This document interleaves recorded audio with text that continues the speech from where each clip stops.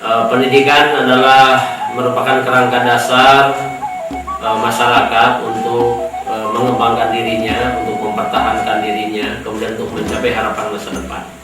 Terlebih lagi pendidikan ini adalah yang kita harapkan, yang kita bina, dan kita kembangkan sekarang adalah pendidikan diniyah atau diniyah takmiliyah, di mana diniyah takmiliyah ini adalah merupakan pengembangan pendidikan agama sehingga masyarakat diharapkan mampu untuk memahami agama secara sempurna. Kenapa demikian? Karena diniyah adalah merupakan kerangka penguatan basis-basis keagamaan pada masyarakat. Mereka memahami agama adalah berasal dari diniyah. Mereka memahami tentang bagaimana teknik ubudiyah, cara ubudiyah adalah madrasah diniyah. Yang kemudian kita sebut sekarang adalah diniyah takmiliyah.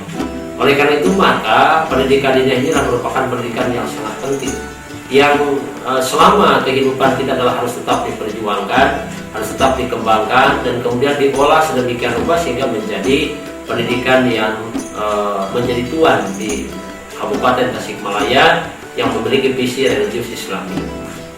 Mau tidak mau, hasil proses pendidikan diniyah harus diakui oleh pendidikan formal sebagai bagian yang tak terpisahkan dari sistem pengajaran dan pendidikan agama Islam. Terlebih lagi bahwa Tasikmalaya adalah sebagai kabupaten yang bervisi religius Islami dengan sebutan kota pesantren.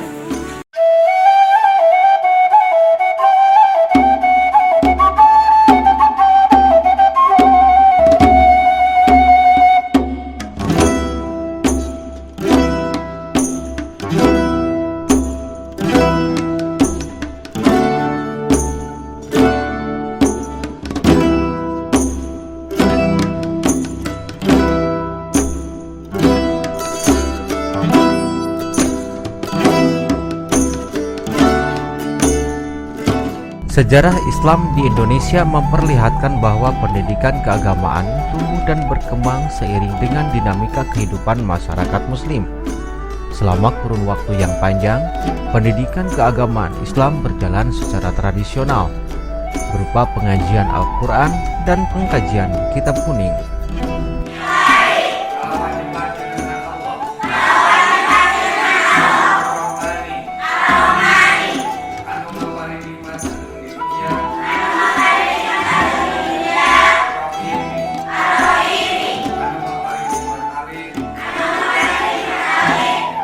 Dengan metode sorogan, bandongan, serta halakoh yang sering digunakan oleh lembaga pendidikan keagamaan terutama di Pulau Jawa.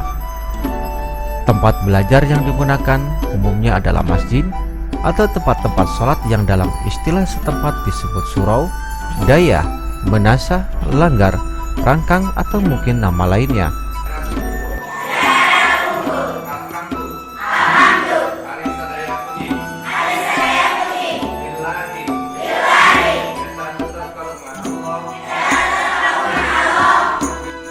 Meskipun sulit untuk memastikan kapan madrasah diniyah didirikan dan madrasah mana yang pertama kali berdiri, Departemen Agama yang sekarang Kementerian Agama Republik Indonesia mengakui bahwa setelah Indonesia merdeka, sebagian besar sekolah agama berpola madrasah diniyah berkembang menjadi madrasah-madrasah formal.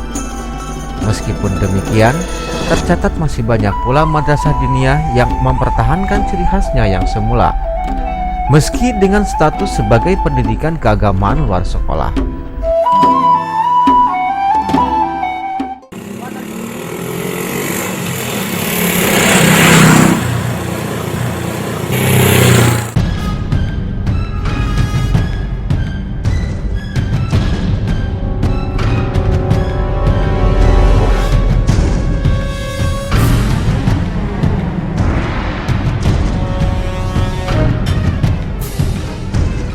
Di era globalisasi dan informasi yang sangat terbuka, pengaruh budaya dan teknologi dapat menggiring pada budaya hedonisme yang sangat mengkhawatirkan.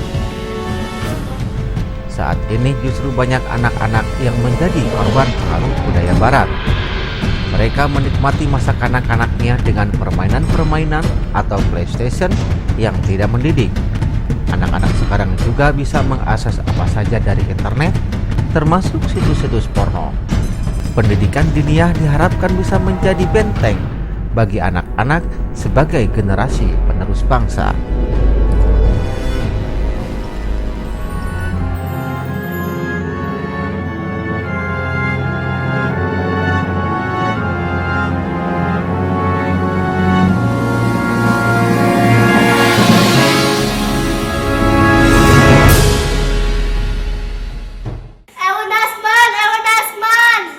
The king had an arrow shooting competition.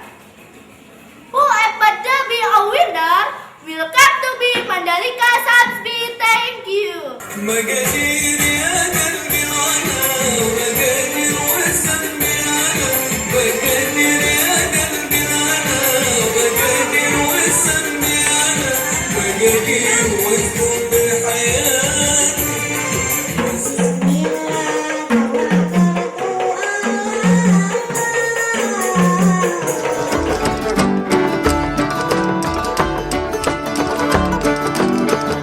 Diniyah Takmiliyah adalah kawah candra di muka bagi para calon pendakwah. Diniyah Takmiliyah bisa menjadi jembatan untuk anak-anak dalam mengembangkan potensi dirinya. Once upon a time in Lombok, there was a king named Kuripan. The king of Kuripan was very wise. He had a daughter named Mandalika. She was so beautiful, many princes wanted to marry her.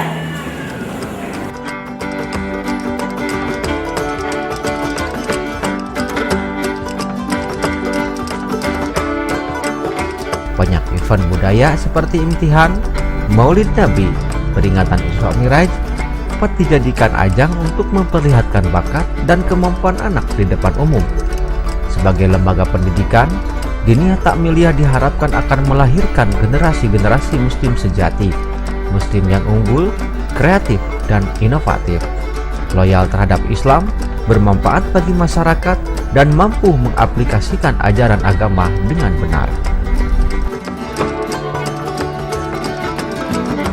Di mana berdasarkan ketentuan Undang-Undang Nomor 20 Tahun 2003 tentang Sisdiknas, Diniyah Takmiliyah adalah merupakan bagian dari sistem pendidikan nasional di Indonesia.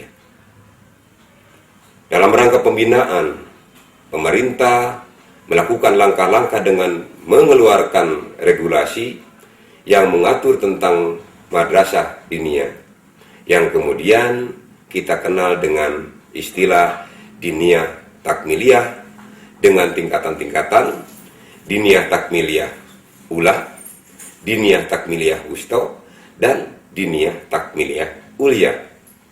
Harapan saya ke depan, diharapkan semua siswa didik pada pendidikan formal harus mengikuti pendidikan keagamaan pada pendidikan Diniyah Takmiliyah.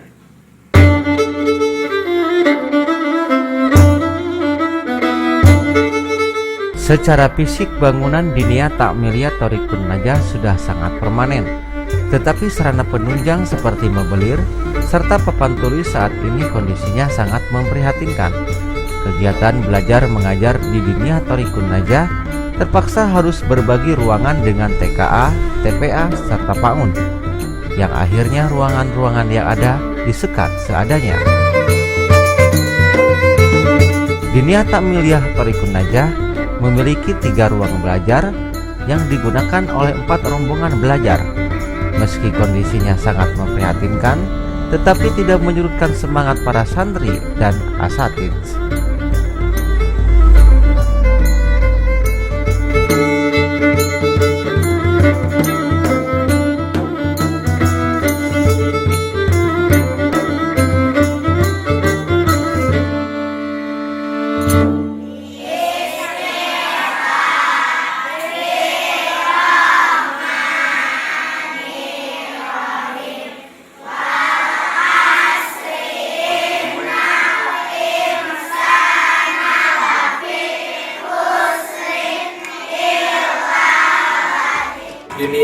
Mulia Tarikun Najah berdiri pada tahun 1932. Pendirinya waktu itu adalah pengurus DKM. Berdiri di atas tanah wakaf masyarakat. Rombongan belajar Diniyah Tarikun Najah terdiri dari 4 rombel dengan murid jumlah 80 murid.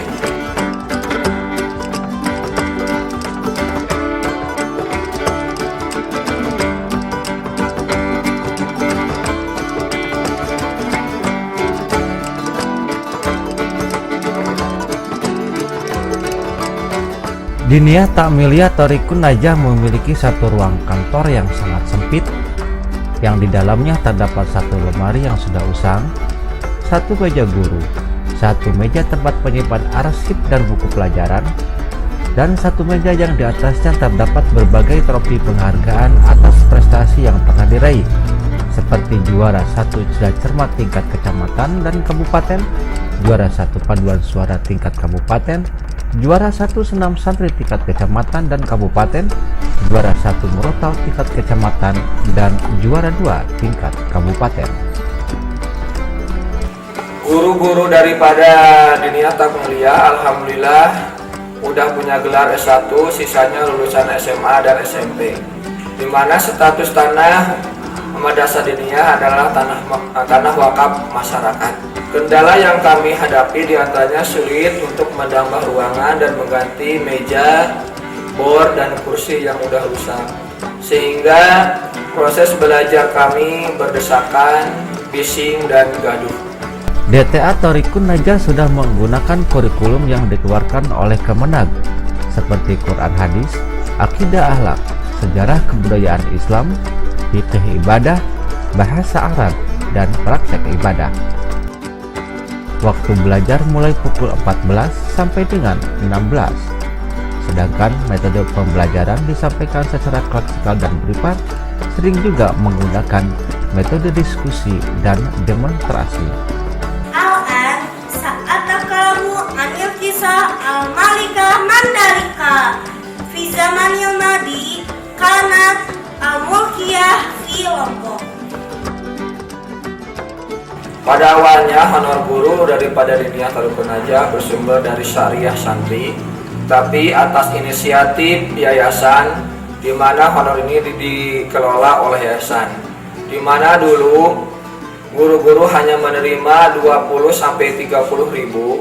Alhamdulillah setelah dikelola oleh yayasan, honor daripada guru-guru Madrasah Diniyah Tarikun Najah bertambah, di mana gaji pokoknya adalah 50.000 per bulan ditambah dengan tunjangan jabatan selama 4 tahun, di mana setiap tahunnya menerima antara 20 sampai 25.000. Gaji ini bersumber dari donatur, diantaranya PNS dan agnia lainnya yang berada di sekitar lingkungan Madrasah Diniyah Thariqun Najah.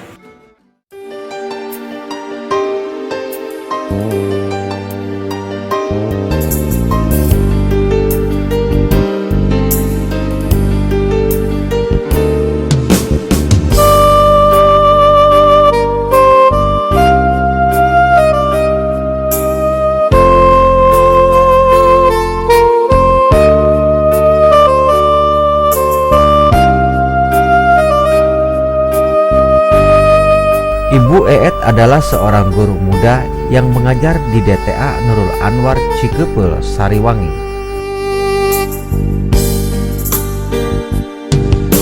Siang malam silih berganti, terima kasih ya Ustadi, kau curahkan. Jarak tempuh dari rumah ke madrasah sekitar 3 km. Mengajari, membimbing kami. Solihanmu teladan kami, ikhlasmu cahaya terang kami, sederhana kamu menuntun kami, tawakalmu semangat kami.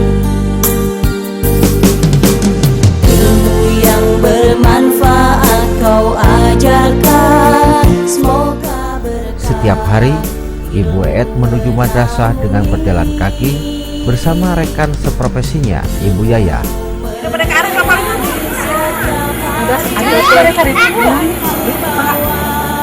Sampai hayat nanti, hanya doa-doa bagimu terus mengalir tiada henti. Jalan yang ditempuh sangatlah berliku, melalui pesawahan, jembatan bambu, belum lagi jalan yang naik turun.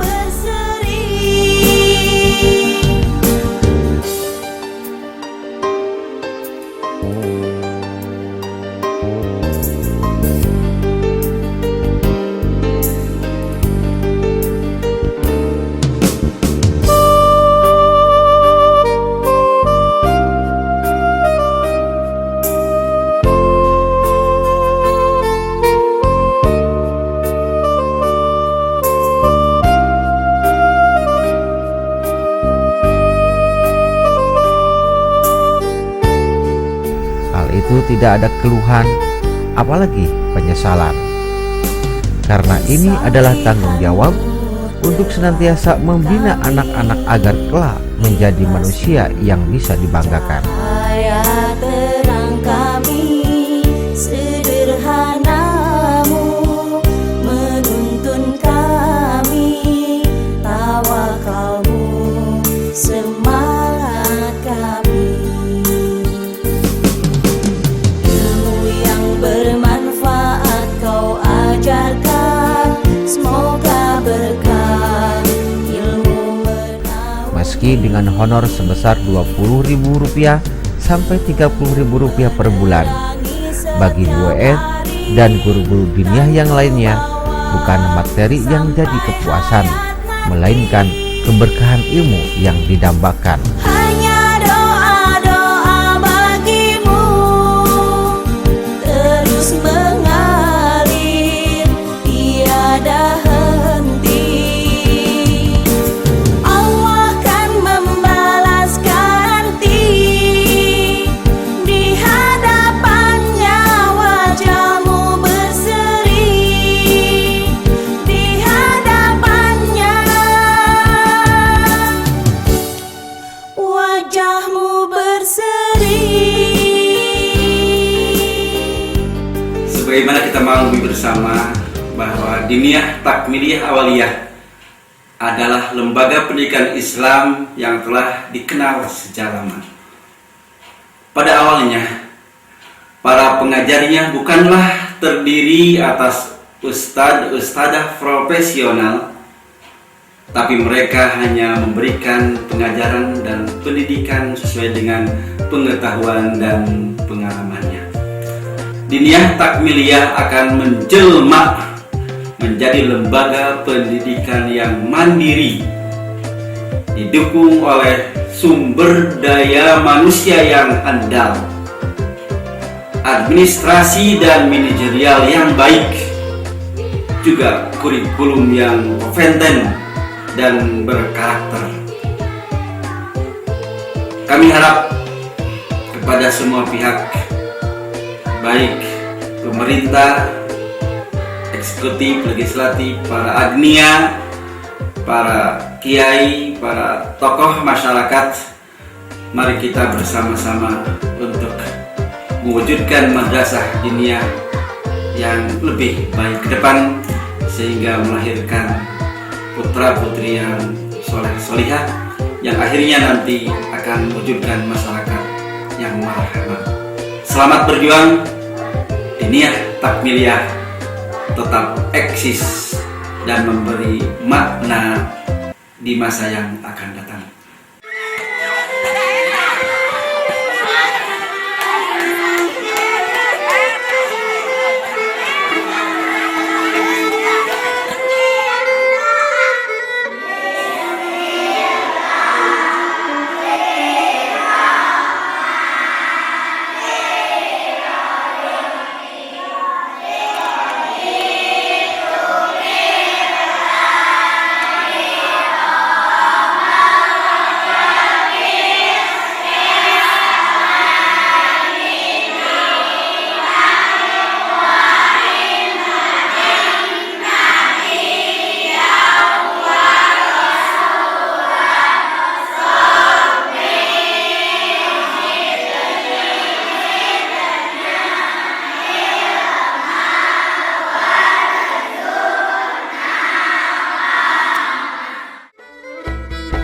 Madrasah Diniyah Takmiliyah Nurul Anwar berdiri pada tahun 1940 dengan pendiri almarhum Ajengan Safri. Pada tahun 1952, Nurul Anwar menjadi tujuan belajar anak-anak dari Cikepul dan sejumlah kampung seputar Cikepul seperti Pasir Ipis, Bojong Bungur, Bojong Kokak,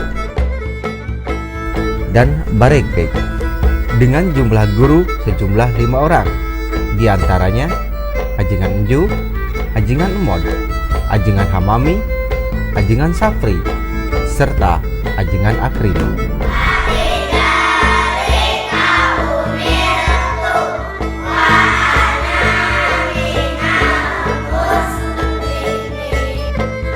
Sedangkan santri yang belajar di Madrasah DTA Nurul Anwar pada waktu itu kurang lebih 100 orang.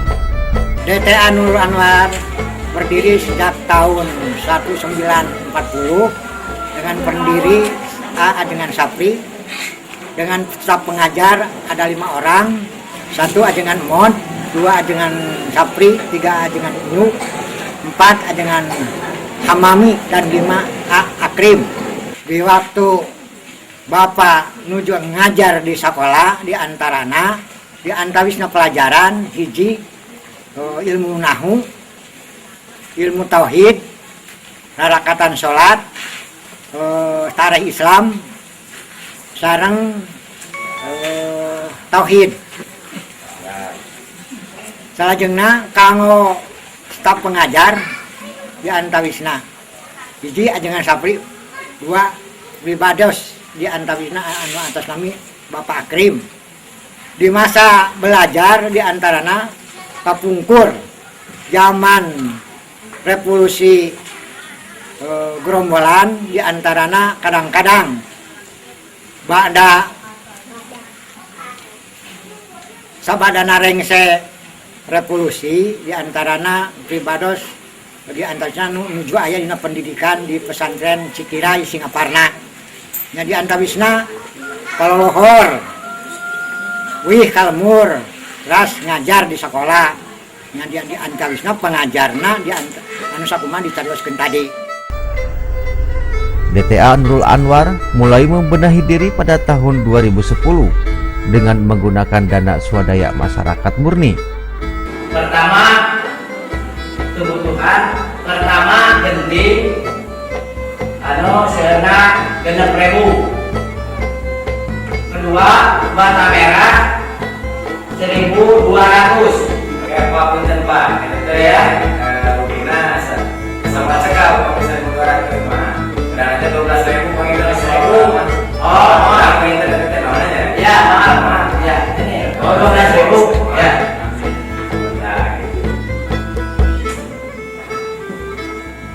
Sebagai sesepuh di DTA Nurul Anwar, Ajengan Akrim saat ini merasa bahagia dan bangga melihat perkembangan madrasah sudah begitu baik.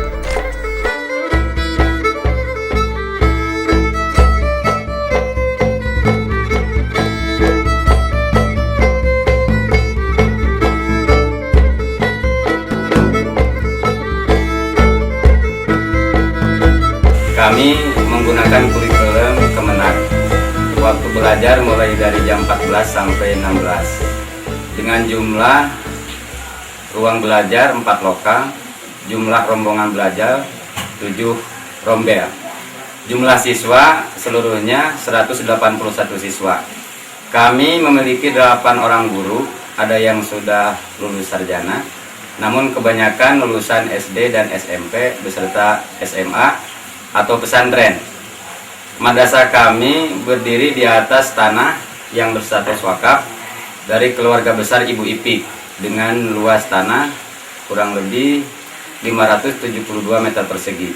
Selanjutnya, mengenai pemberdayaan guru, kami berupaya pembinaan 1 minggu sekali, sebada Jumat atau ba'da Jumat, lalu sebulan sekali pembinaan secara kedinasan ataupun hasil dari rapat sebulan sekali. Kami tidak menemukan kendala baik di lembaga maupun hubungannya dengan masyarakat. Namun kendala yang selalu kami hadapi adalah seputar biaya operasional sekolah.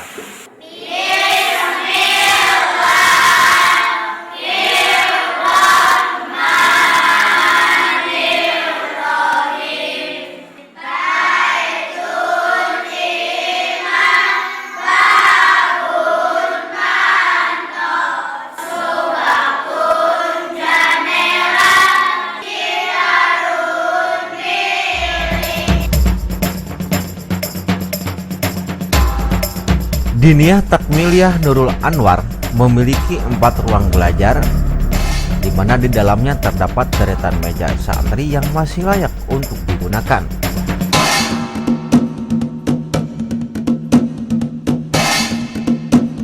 Anak-anak yang Ibu terangkan tadi, coba Ibu akan bertanya pada kalian mengenai yang telah diajarkan. Siapakah yang akan menjawab pertanyaan dari Ibu sekarang? Siapa yang hafal arti sodrok? Iya, apa artinya Windy? Dadamu, tepuk tangan. Sedangkan di dinding kelas pun terdapat deretan alat-alat peraga, data siswa, kaligrafi, dan juga hasil kreasi siswa lainnya. Untuk ruang kantor, Diniyah Takmiliyah Nurul Anwar memiliki 1 ruang di mana kepala Diniyah Takmiliyah dan guru masih menggunakan ruangan yang sama. Untuk memberikan kenyamanan bagi para santri, pengurus yayasan, pengurus komite madrasah, beserta pengelola madrasah berencana akan menambah 2 ruang belajar. Ini merupakan suatu bukti bahwa dengan bekerja sama dengan seluruh stakeholder yang ada, maka pengembangan DTA akan semakin baik.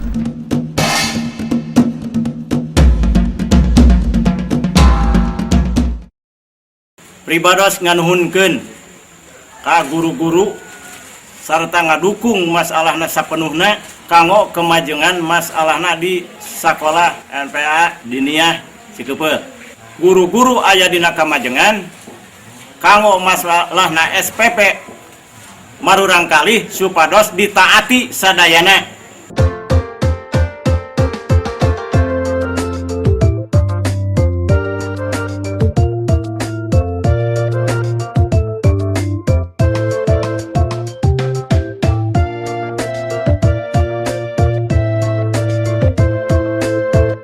Saat ini DTA Nurul Anwar memiliki taman bacaan, namun sayang buku yang dimiliki baru 15 judul.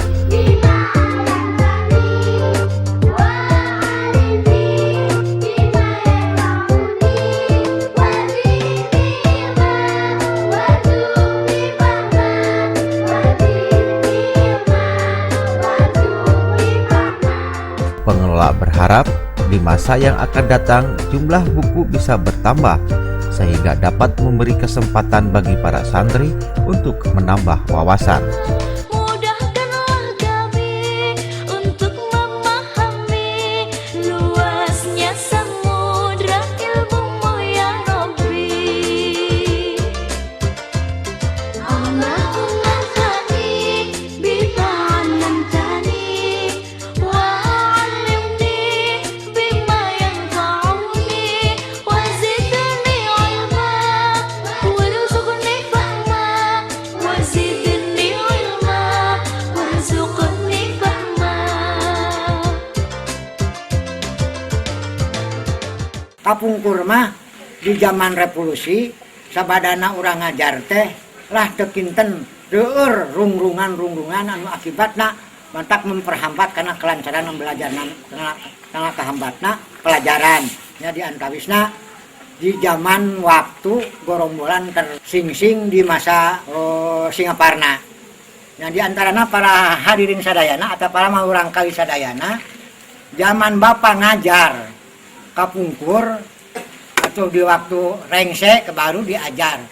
Nah kamu dina waktu anu ayeuna mau urang kali urang sadayana sing benten sareng masa bangsa Bapak anu kapungkur waktu zaman revolusi.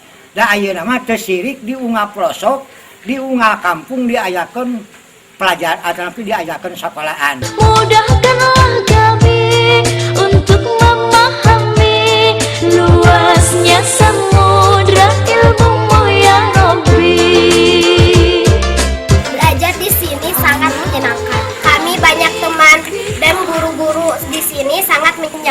kami.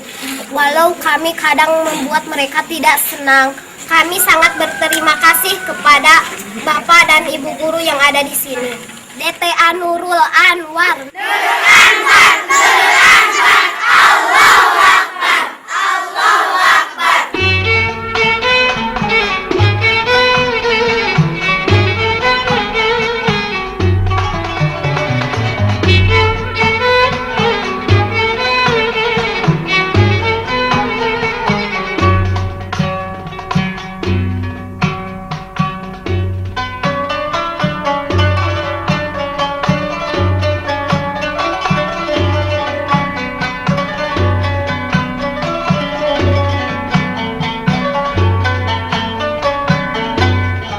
Diniyah Takmiliyah Al-Falah yang berdiri pada tahun 1984 atas prakarsa pengurus DKM serta masyarakat, dibangun di atas tanah wakaf yang berasal dari Bapak Mod almarhum, Bapak Endon almarhum, Mak Encung, Mak Isoh, Mak Emed, dengan luas total kurang lebih 490 meter persegi.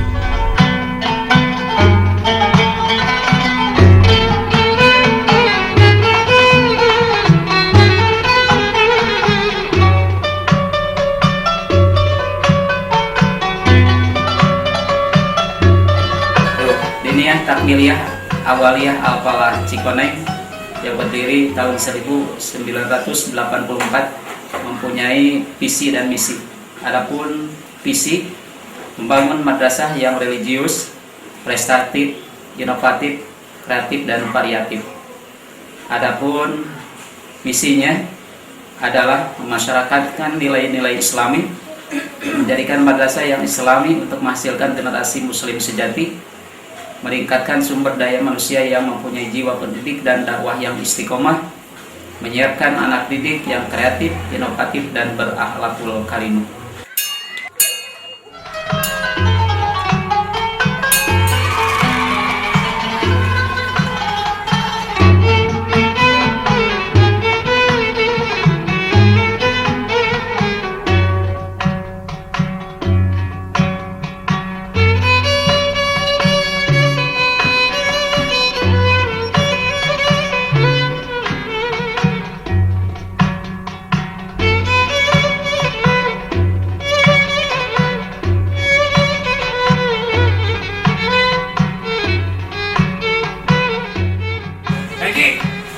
Berapa kesiangan? Kamu merah, Pak. Awas, ini kesiangan bawa setrap. Mohon, Pak. Sok lebat enak.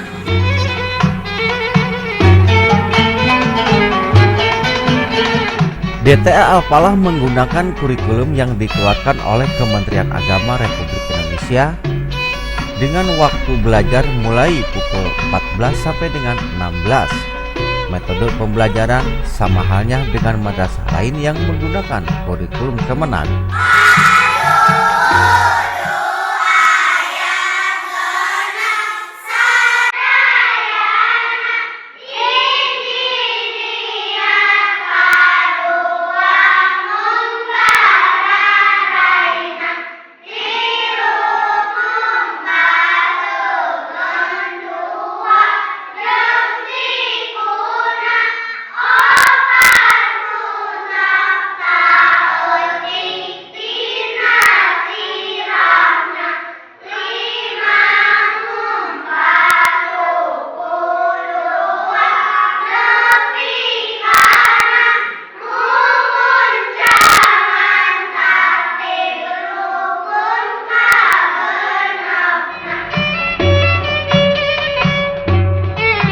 Administrasi suatu lembaga pendidikan merupakan suatu sumber utama manajemen dalam mengatur proses belajar mengajar dengan tertib, sehingga tercapai tujuan pendidikan yang dicita-citakan.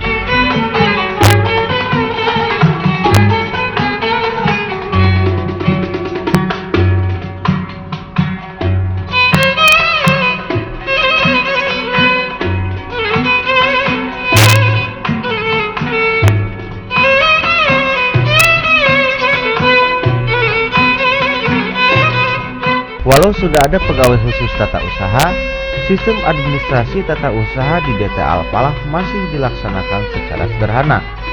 Demi terselenggaranya proses pengajaran dengan baik, maka guru seharusnya memiliki administrasi sendiri, minimal yang meliputi rencana dan program pengajaran. Dalam proses pembelajaran di DTA Al-Falah, para guru di samping menggunakan buku pegangan atau buku paket dari Kemenag juga sudah memiliki rencana dan program pengajaran yang terencana.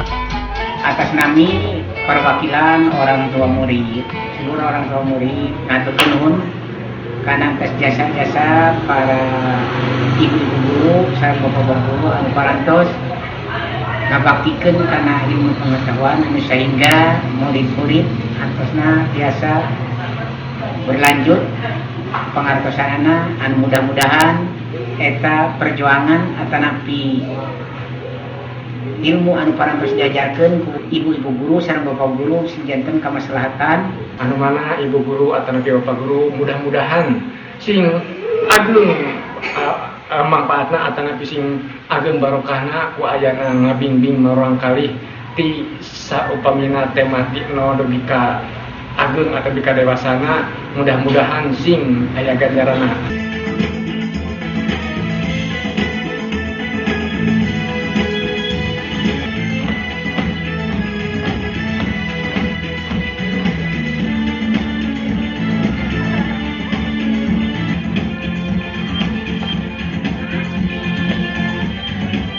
Muluk yang diselenggarakan di DTA Al-Falah diantaranya kesenian seperti seni qasidah,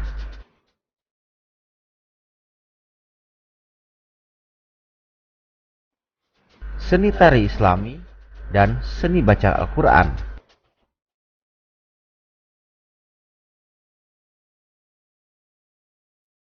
Sementara ekstrakurikuler yang mengarah pada life skill, DTA Al-Falah memiliki program agrobisnis, di mana satu siswa menanam 5 tanaman produktif. Di antaranya para siswa ada yang menanam bawang daun, cabai, seledri, salad, stroberi, pakcoy. Sekolah hanya memberi modal polybag kosong serta pembekalan cara menanam tanaman produktif yang baik.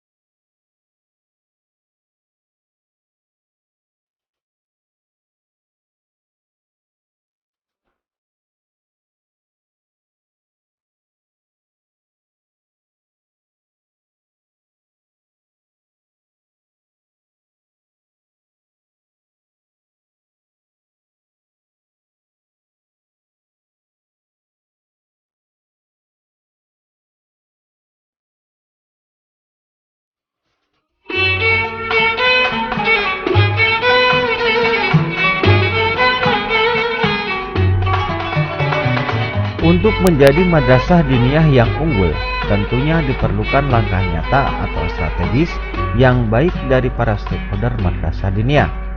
Demi terciptanya proses pembelajaran yang berkualitas, awalnya adalah dari bagaimana cara pengelola madrasah merekrut calon guru dan bagaimana pengelola madrasah itu membina gurunya. Di DTA Al-Falah, sistem rekrutmen guru berdasarkan penilaian akademik secara alamiah. Yang terlihat berpotensi, maka pengelola madrasah akan merekrutnya. Untuk itu, DTA Al-Falah juga secara rutin membina gurunya 1 bulan 1 kali. Sedangkan untuk kemajuan di DTA Al-Falah, sudah terbentuk komite sekolah yang diketuai oleh Ajengan Kamas